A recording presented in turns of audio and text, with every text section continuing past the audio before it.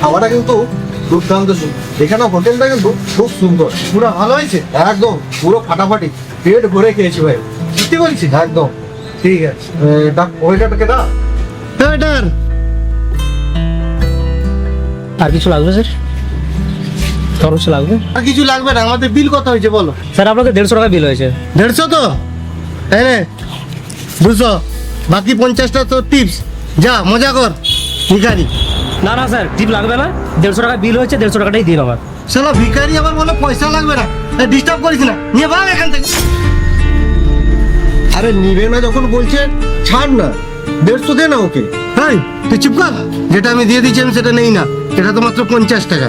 বন্ধু তুই যেদিন ইনকাম করবি সেদিন এই টাকার মর্ম বুঝতে পারবি। এখন তো বাপের টাকায় ফুটানি মারছিস, তাই এই 50 টাকার মূল্য তুই বুঝতে পারবি না। এই নাও ভাই, তুমি রেখে দাও, আমরা তোমাকে ভালোবেসে দিলাম।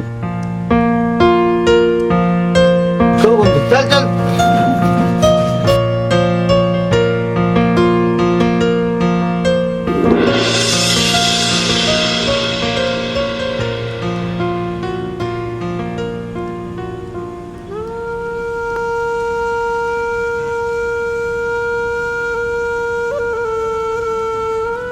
বাবা, হ্যাঁ বল। 200 টাকা দাও না, দরকার আছে। হ্যাঁ বস, এখানে বস, আমি একটু করে দিচ্ছি।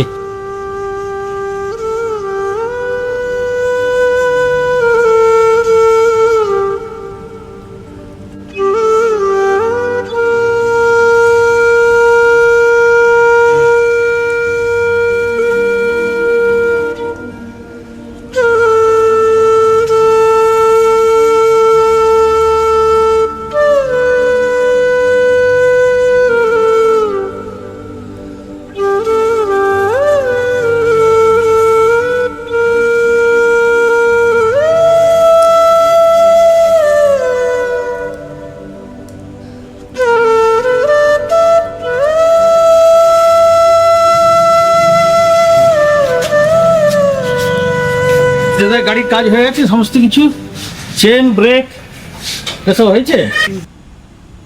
হ্যাঁ সব ঠিক হয়েছে, দেখে নিন। এটা কত হয়েছে? বিল কত হয়েছে গো? চেনটা টাইট করে দিয়েছি আর ব্রেকটা এ করে দিয়েছি, এর মজুরি হচ্ছে 80 টাকা। ব্রেক আর চেন টাইট করতে 80 টাকা? না না, 50 টাকাই এনে দেবো তোমাকে। ঠিক আছে, তাহলে 50 টাকা দিন তাহলে।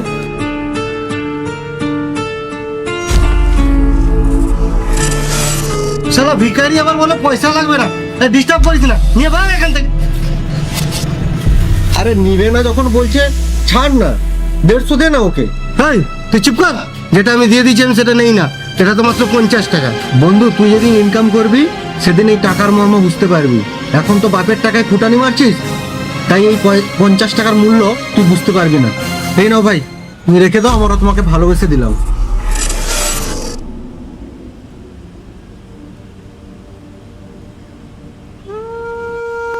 এই লে, মেরা 200 টাকা রাখ। এই লে। না বাবা, আমার টাকা লাগবে না। কি হলো, নিয়ে নে। বাবা আমার কিছু কাজ মনে পড়ে গেছে, আমি আসছি। ঠিক আছে, সাবধানে যাস।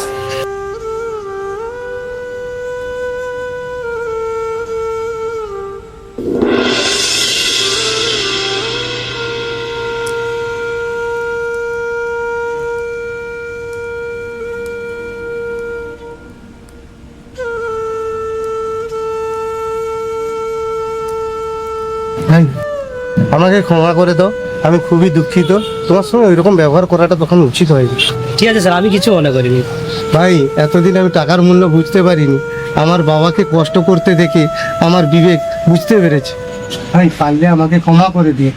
আপনি যে আপনার ভুল বুঝতে পেরে এখানে এসেছেন, আমার কাছে এটাই অনেক। এতে স্বয়ং ঈশ্বরও আপনাকে ক্ষমা করে দিবে।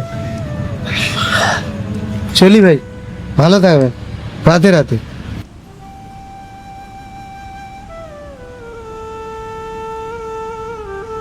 টাকাকে তুচ্ছভাবে উড়িয়ে দেওয়া উচিত নয়, টাকাকে সঠিক জায়গায় ব্যবহার করা উচিত। সে আমার হোক বা আপনার বাবার টাকা।